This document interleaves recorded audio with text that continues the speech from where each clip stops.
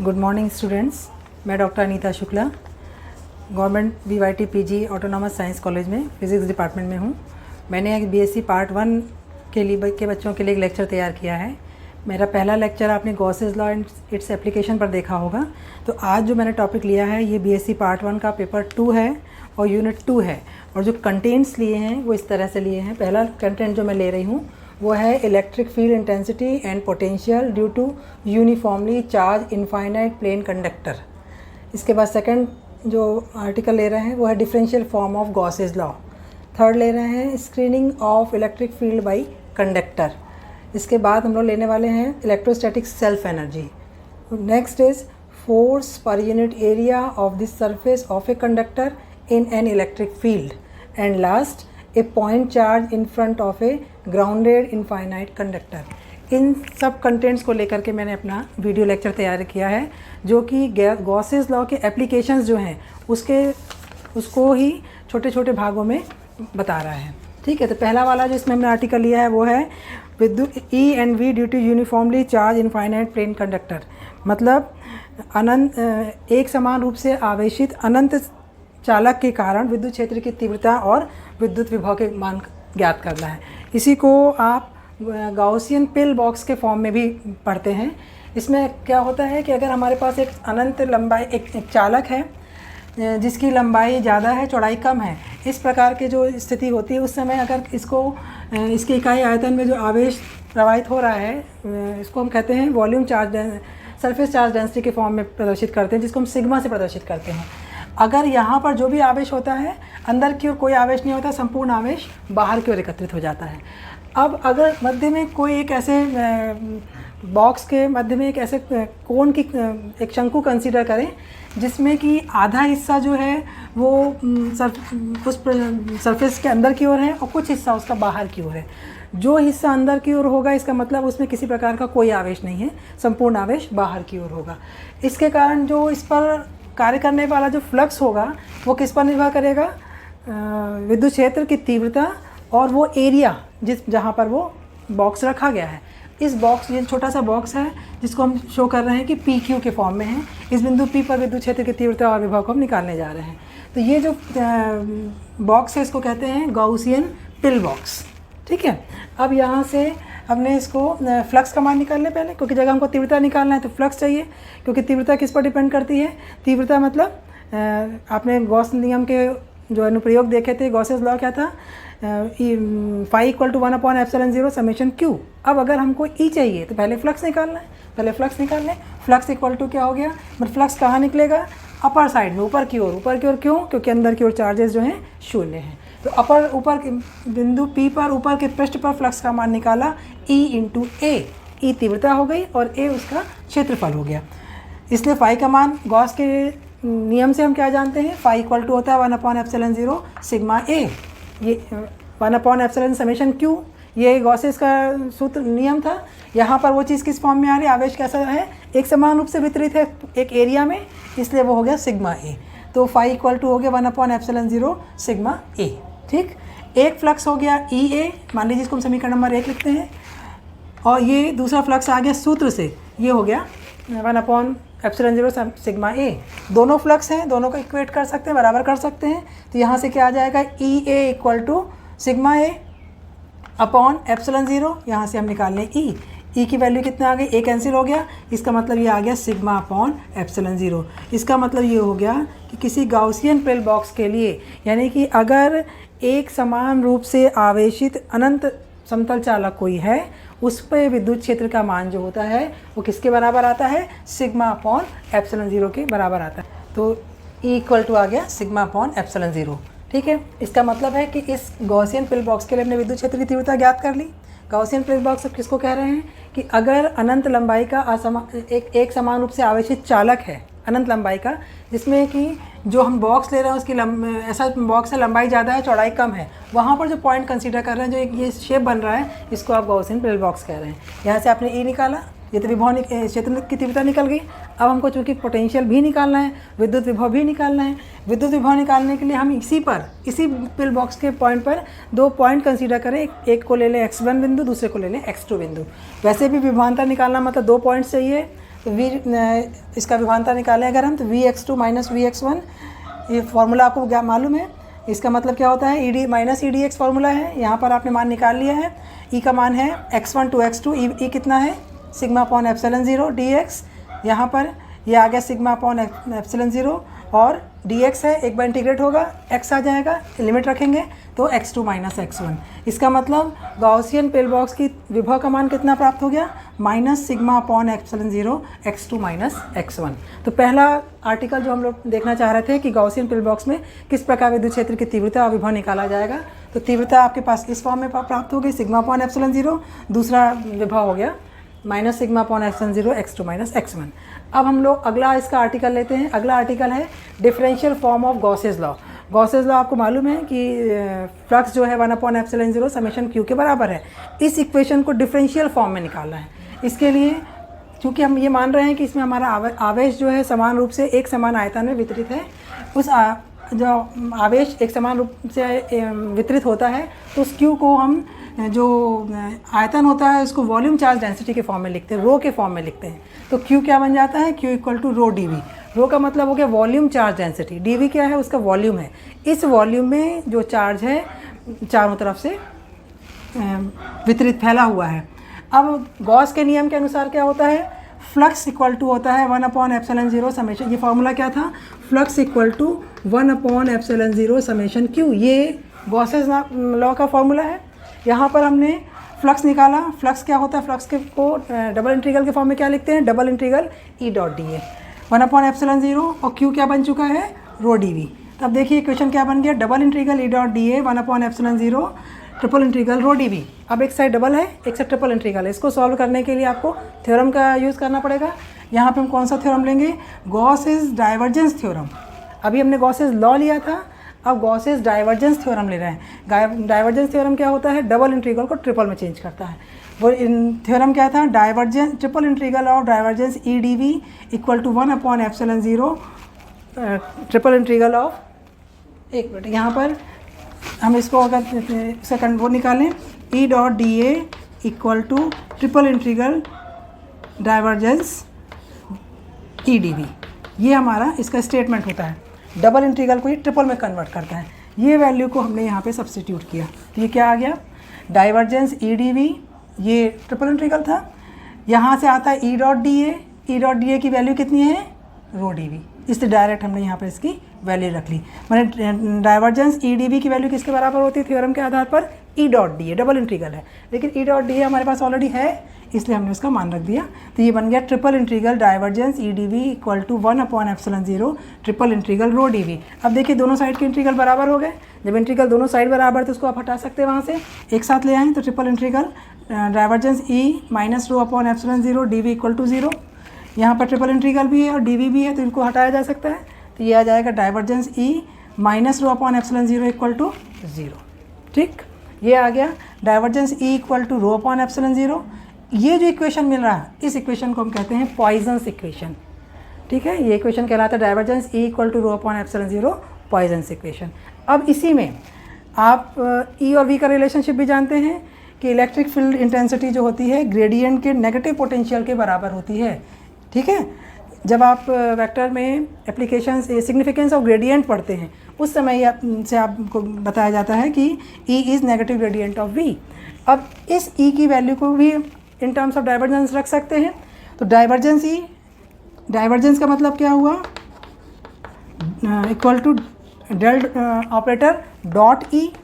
ठीक, ये हो गया del operator dot E। E का मान कितना रखना है, ग्रेड V। ठीक है, इनको सिंप्लीफाई करिए तो डेल स्क्वायर हो गया और ये डाइवर्जेंस E यानी कि वैल्यू आपने रखी तो ये हो जाएगा डेल स्क्वायर V के बराबर। ठीक है, डाइवर्जेंस E तो यहाँ से आ जाएगा माइनस डेल स्क्वायर V। तो ये क्या बन गया, डेल स्क्वायर V इक्वल का मान कितना हो गया आपके पास, यहाँ E की वैल्यू हमने क्या रख दिया, डाइवर्जेंस E किस में चेंज हो गया, minus del square V। E के साथ साथ इसको आपने V में चेंज कर लिया तो ये हो गया del square V equal to minus rho upon epsilon 0। इस इक्वेशन को भी second form of Poisson's equation के रूप में प्रदर्शित करते हैं क्योंकि ये E के टर्म में है और सेम चीज़ इस रिलेशनशिप के द्वारा ये आ गया del square V equal to rho upon epsilon 0। ठीक, सेम रिलेशनशिप एक ई के टर्म में है और एक वी के टर्म में। इसमें अगर हम आसपास चारों ओर का आवेश का मान अगर शून्य है, रो का मान 0 है, तब क्या होता है, ये रो 0 हो गया तो del square V equal to 0। अगर आवेश का वितरण, वहाँ पर आवेश उपस्थित नहीं है, आवेश की अनुपस्थिति में अगर कैलकुलेशन करते हैं तो del square V equal to 0, और ये जो इक्वेशन प्राप्त होता है इसको कहते हैं लाप्लास इक्वेशन।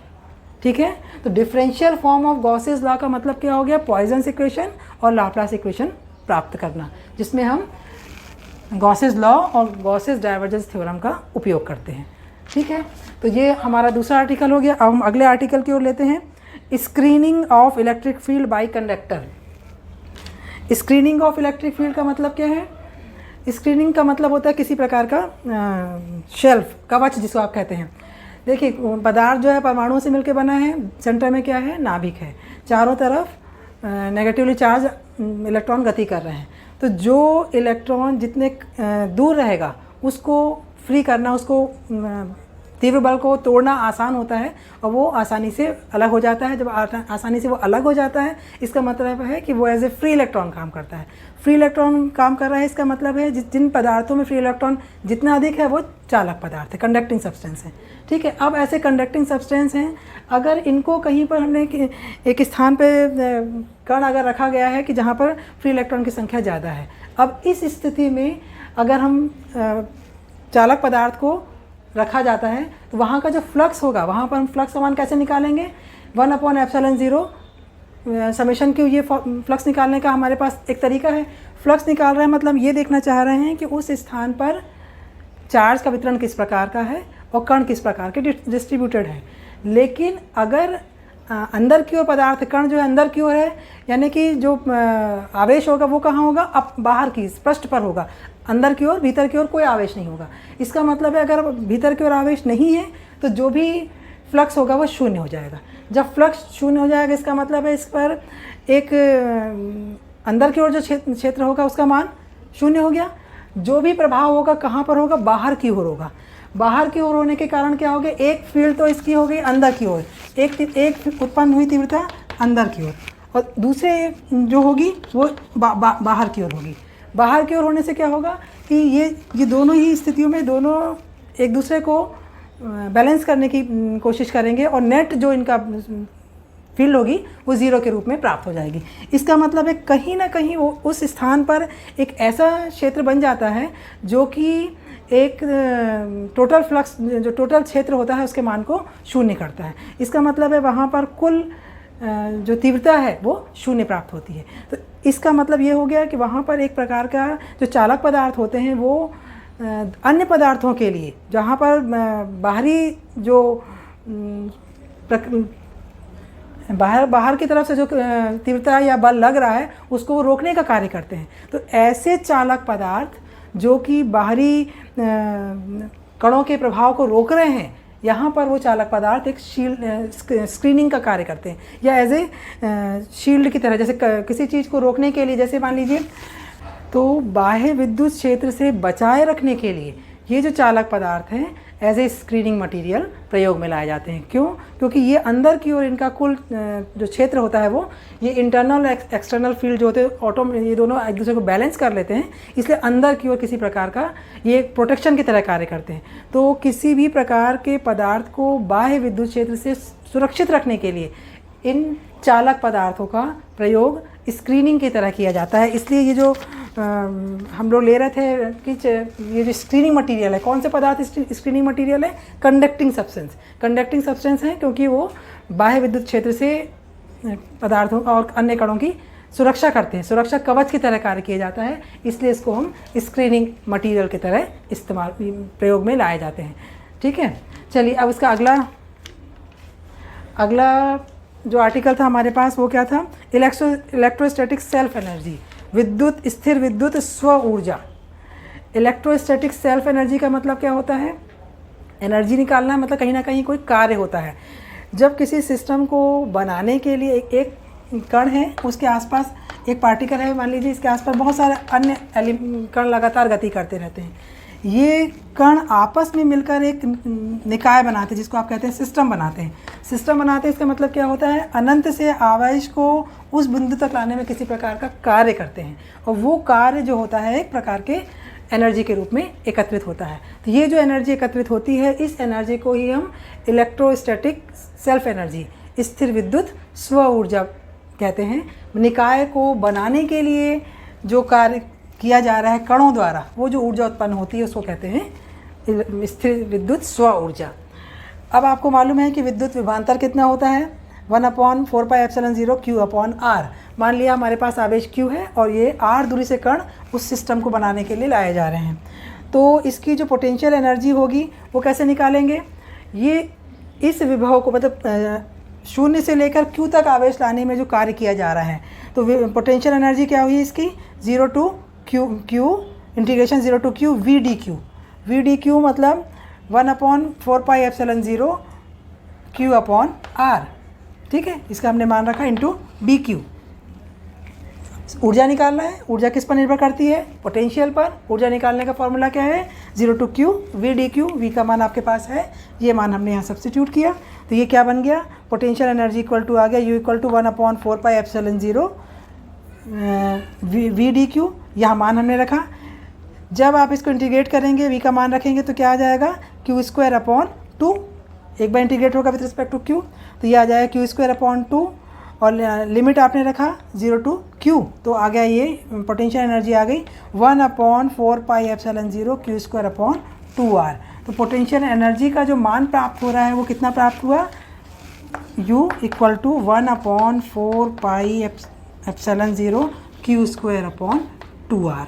इसका मतलब क्या हो गया, स्थिर विद्युत स्व ऊर्जा का मतलब क्या हो गया, जब बहुत सारे कण अनंत से उस निकाय को बनाने के लिए Q आवेश को R दूरी से लेकर आने में जो कार्य किया जाता है, वह कार्य सिस्टम की ऊर्जा के रूप में एकत्रित होता है, जिसको कि आप इलेक्ट्रोस्टैटिक सेल्फ एनर्जी कहते हैं।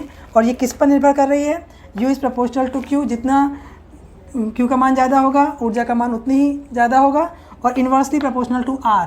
जितने पास से कण आएंगे Q का मान उतना ज़्यादा होगा, जितना कण दूर होगा U का मान उतना ही घटता चला जाएगा। तो ये हो गया इलेक्ट्रोस्टैटिक सेल्फ एनर्जी। ठीक है, अब अगला आर्टिकल लेते हैं हम लोग, force per unit area of the surface of a conductor in an electric field. अगर एक इलेक्ट्रिक फील्ड में किसी पृष्ठ पर लगने वाला कुल बल क्षेत्र कितना होगा, इसका मान ज्ञात करना है। क्योंकि जब कण एक साथ एक कण के आसपास जो कण गति करते रहते हैं, वो आपस में टकराने के कारण क्या होता है, उनमें लगातार उनकी स्थिति बदलती रहती है। स्थिति बदलने पर क्या होता है कि उनमें एक स्थान से दूसरे स्थान को वो डिस्प्लेस होते हैं, स्थानांतरण होता है, कण की स्थिति परिवर्तित होती चली जाती है। तो उनके बीच में किसी न किसी, जब ये क्रियाएं होती तो आपस में एक स्थान से दूसरे स्थान पर जाने में किसी प्रकार का कार्य होता है, जो कि ऊर्जा के रूप में एकत्रित होता है। इसका मतलब कहीं ना कहीं कोई इनके बीच में एक फोर्स कार्य करता है, एक बल कार्य करता है। अगर हम कोई कण ऐसा लें कि उसका जो कण है उसका आवेश एक समान एरिया में डिस्ट्रीब्यूटेड है, जिसको हम कहते हैं सरफेस चार्ज डेंसिटी, अगर उसकी सिग्मा है और आवेश जो है उस क्षेत्रफल पर चारों तरफ फैला हुआ है, तो E और x मतलब वो दूरी और वो क्षेत्र, इनके बीच में अगर हम उसके इनमें होने वाला परिवर्तन को ज्ञात करें तो वो परिवर्तन देखते हैं। अगर हम देख रहे हैं कि इनके मान में लगातार परिवर्तन होता है। एक बार मान E इन शून्य के रूप में प्राप्त होता है और एक बार ये मान E आउट Q/4πx² के रूप में प्राप्त होता है। मतलब E के दो मान हैं, एक मान अंदर की ओर है, एक मान बाहर की ओर है। अंदर की ओर होने का मतलब है कि कण के अंदर चूँकि आवेश जो होता है बाहर की ओर सरफेस पर चला जाता है, इसलिए अंदर की ओर आवेश शून्य हो गया, जो भी आवेश है वो बाहर की ओर हो गया। बाहर की ओर होने के कारण आवेश का मान, विद्युत क्षेत्र की तीव्रता का मान कैसे प्राप्त करेंगे, कि सूत्र क्या था आपके पास, 1/4πε0 Q/x²। इस आधार पर हमने विद्युत क्षेत्र की तीव्रता का मान ज्ञात कर सकते हैं। क्योंकि ये एक समान आवेशित क्षेत्र में कण पर लगने वाला कुल बल का मान हम निकालने जा रहे हैं, तो आवेश को हम कैसे निकालेंगे, 4πr² सिग्मा, क्योंकि जो आवेश है हमारा चारों ओर से वितरित है, जिसको हम सरफेस चार्ज डेंसिटी की फॉर्म में प्रदर्शित करते हैं। तो क्या हुआ, ये आवेश का मान क्या परिवर्तन हो गया, 4πr² सिग्मा के रूप में प्राप्त हो गया। E इन का मान शून्य है क्योंकि आवेश शून्य है। E आउट का जब हम मान निकाल रहे हैं तो वो क्या आएगा, Q/4πε0 x²। ठीक है, और ये मान किसके बराबर है, सिग्मा अपॉन एप्सिलॉन 0 के बराबर है। क्यों? क्योंकि बाहर की ओर प्राप्त होने वाला ये विद्युत क्षेत्र की तीव्रता का मान है। तो अब अगर हम यहाँ पर इस एरिया में इस पूरे जहाँ पर कण गति कर रहे हैं वहाँ पर एक छोटे क्षेत्रफल की कल्पना करें जिसका एरिया DA है। DA मतलब बहुत सूक्ष्म क्षेत्रफल अगर हम लेते हैं, उस सूक्ष्म क्षेत्रफल लेने पर जो मान है, जो हम कैलकुलेशन निकालना चाह रहे हैं विद्युत क्षेत्र की तीव्रता का मान, वो दो प्रकार से निकालेंगे। उस सूक्ष्म क्षेत्रफल में एवरेज औसत विद्युत क्षेत्र कितना होगा। कण चारों तरफ गति कर रहे हैं लेकिन हमने उसका एक छोटा सा एक हिस्सा लिया हुआ है, उस हिस्से में कितना बल क्षेत्र कार्य कर रहा है इसकी गणना करना चाह रहे हैं। तो उसके लिए हमने दोनों अंदर और बाहर की ओर क्षेत्र के मान का एक एवरेज मान निकाल लें, औसत मान निकाल लें। तो एवरेज कैसे निकालेंगे? EAV average electric field, E इन अंदर की ओर इलेक्ट्रिक फील्ड, E आउट बाहर की ओर इलेक्ट्रिक फील्ड और इसका डिवाइडेड बाय 2, तो एवरेज निकल आएगा। E इन का मान 0 आपको मालूम है क्योंकि अंदर की ओर आवेश नहीं है। E आउट जो है इसका मान कैसे निकाला था आपने? Q/4πε0x², लेकिन चूंकि ये वो DA क्षेत्र ले रहे हैं इसलिए उसका सरफेस चार्ज डेंसिटी और उसकी परमिटिविटी एप्सिलॉन 0। तो यहाँ से दोनों के मान रखें तो ये आ गया, एवरेज का मान आ गया सिग्मा अपॉन 2 एप्सिलॉन 0। ठीक है, अब इस पर कार्य करने वाला कुल बल निकालना है। तो बल को हम प्रदर्शित कर रहे हैं DF से। बल इक्वल टू आ जाएगा चार्ज इंटू EAV, मतलब आवेश, उस एरिया पर प्राप्त आवेश और औसत विद्युत क्षेत्र। चार्ज कितना है? सिग्मा DA है, क्योंकि सिग्मा क्या है? सरफेस चार्ज डेंसिटी है। DA क्या है? वो छोटा एरिया जिस पर कि हम गणना कर रहे हैं बल की। और EAV का मान अभी आपने निकाला है, एवरेज फील्ड, तो ये होगा सिग्मा अपॉन 2 एप्सिलॉन 0। इसका मतलब DF का मान हमारे पास आ गया sigma square DA upon 2 epsilon 0। इसका मतलब क्या हो गया कि एक समान आवेशित चालक के अंदर लगने वाला जो बल क्षेत्र होता है, उस पर कार्य करने वाला जो बल है उसका मान कितना है? Sigma square DA upon epsilon 0। मतलब बल किस पर निर्भर कर रहा है? सिग्मा पर और एरिया पर। ठीक, सिग्मा क्या है? वहाँ चारों ओर जो सर्व इकाई क्षेत्रफल पर जो आवेश वितरित है। तो DF का मान प्रमुख रूप से किस पर डिपेंड करता है? उस एरिया पर जिस पर आप गणना कर रहे हैं, जो कि हमने सूक्ष्म क्षेत्रफल के रूप में लिया था, वो DA हो गया और सिग्मा क्या हो गया? Surface charge density. तो ये हम लोग ने जो आर्टिकल लिया क्या है? Force per unit area of the surface of a conductor in an electric field, ये फोर्स हमको प्राप्त होता है। ठीक है, अब हम लोग अगले आर्टिकल पर चलते हैं। A point charge in front of grounded infinite conductor, मतलब एक अनंत भू संपर्कित चालक के कारण विद्युत क्षेत्र की तीव्रता ज्ञात करना है। एक अनंत चालक है। अब अनंत चालक मतलब क्या हुआ कि एक पदार्थ जो है, एक चालक जो है पूर्ण रूप से आवेशित है, लेकिन संपूर्ण आवेश कहाँ पर है? बाहर की ओर है। जब इस प्रकार का आवेशन का कार्य आवेशन होता है तो क्या होता है कि मान लीजिए हमारे पास कोई बिंदु O पर से x दूरी पर कोई पॉइंट A है जिस पर कि आवेश Q रखा गया है। इस आवेश को हमने भू संपर्कित कर दिया, संपूर्ण आवेश पृथ्वी पर चला जा रहा है। इस अवस्था में अब आवेश Q था, लेकिन कहीं ना कहीं इस आवेश के कारण, इस Q के प्रभाव के कारण इंडक्शन इफेक्ट होगा, इंड्यूस्ड चार्ज उत्पन्न होता है। वो इंड्यूस्ड चार्ज कितना होना चाहिए? जितना आवेश एक दिशा में था उसके विपरीत दिशा में वो आवेश हमको प्राप्त होता है। तो जब कोई गणना की जाएगी तो उसमें आवेश जो डिस्ट्रीब्यूटेड है Q, उसकी गणना तो होगी ही, पर इस माइनस Q के प्रभाव को भी नेगलेक्ट नहीं किया जा सकता। देखिए, ये जो इंड्यूस्ड चार्ज प्राप्त हो रहा है इसका प्रभाव यूनिफॉर्म नहीं होता, एक समान नहीं होता, कहीं पर ज़्यादा कहीं पर कम होता है। जहाँ पर इंडक्शन का प्रभाव ज़्यादा होता है वहाँ पर मतलब इसको हम जैसे सामान्य तौर पर हम आवेश को एक समान रूप से वितरित मानकर कैलकुलेशन लेते हैं, पर जब इंडक्शन की प्रक्रिया होती है, इंड्यूस चार्ज उत्पन्न होता है, तो उसका वितरण एक समान नहीं होता, वो वितरण असमान होता है, कहीं ज़्यादा कहीं कम। तो अब अगर इसके इंड्यूस्ड प्रभाव के कारण प्रेरित आवेश माइनस Q उत्पन्न होगा, तो अब कोई भी जो गणना की जाएगी उस गणना में Q के कारण तो गणना होगी ही, Q का प्रभाव को कैलकुलेट किया जाएगा, पर Q के कारण जो एक प्रेरित आवेश माइनस Q उत्पन्न हो रहा है उसकी भी गणना करनी होगी। तो इस गणना को करने के लिए कि ये गणना कैसे की जाए, केल्विन ने अपना एक मेथड दिया जो कि उनके नाम पर इलेक्ट्रिकल इमेज मेथड कहलाता है। इलेक्ट्रिकल इमेज मेथड का मतलब ये है, उन्होंने ये कहा कि जो आवेश सेंटर से मान लीजिए r दूरी पर पॉइंट A है जहाँ पर Q आवेश है, तो उसकी इलेक्ट्रिक इमेज जो होती है उसके अपोजिट सेम डिस्टेंस पर वो दूसरे दिशा में प्राप्त होती है। इसको उन्होंने कहा काल्पनिक प्रतिबिंब प्राप्त होता है, उस आवेश का काल्पनिक प्रतिबिंब दूसरी ओर प्राप्त होता है। ठीक है, तो इसको कहते हैं इलेक्ट्रिकल इमेज। तो क्या होगा, वो जो पदार्थ मान लीजिए जिस दूरी पर रखा गया है उससे जस्ट मान लीजिए आर पे रखा गया है क्यू पॉइंट, तो दूसरी ओर दूसरे डायरेक्शन में आर दूरी पर ही उस आवेश का इमेज कहाँ बनेगा, माइनस क्यू हो जाएगा वो आवेश। इस प्रकार से जो प्रेरित आवेश है उसकी गणना की जा सकेगी। जब ये गणना की जाएगी तो कुछ नियम बनाए का ध्यान रखना पड़ेगा। पहली बात तो ये है कि हम ये मानेंगे कि जो आवेश, जितना आवेश राइट हैंड साइड पर जो आवेश है उतना ही आवेश दूसरे डायरेक्शन में है लेकिन नेगेटिव है, और इसके प्रत्येक कण पर विभव का मान 0 लेंगे, और जो अनंत से कण तक लाने जो किया गया कार्य है उसको भी 0 लेकर के गणना करेंगे। अब अगर हमको भू संपर्कित अनंत चालक के कारण विद्युत क्षेत्र की तीव्रता की गणना करनी है, ठीक है, तीव्रता की गणना कर रहे हैं, इसका मतलब है कि हमारा भू संपर्कित है तो हमने इसको अर्थट कर दिया, चार्जेस जो है नीचे चलेगा, इसका मतलब आवेश नहीं है, इसका मतलब है कि विद्युत क्षेत्र की तीव्रता 0 प्राप्त हो गई। ठीक है, अब इसका अगर हम विद्युत क्षेत्र की तीव्रता की गणना कर रहे हैं तो इसका मान हमारे पास 0 के रूप में प्राप्त होता है।